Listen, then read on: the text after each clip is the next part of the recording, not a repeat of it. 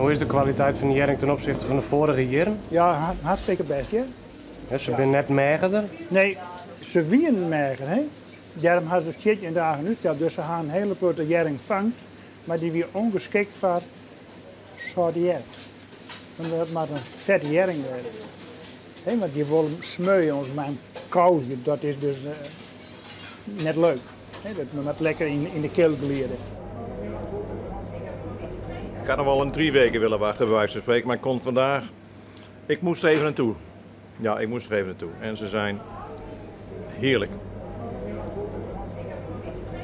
Rint het joert als warm om een nieuwe jering? Nou, de tijd van zwarmeren is al lang voorbij, dat we vroeger zag.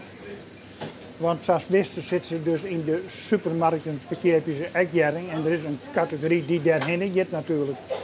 Dus het zat het vroeger wie het net meer. En ja, wie zit ook wat financieel wat in een moeilijke tijd natuurlijk.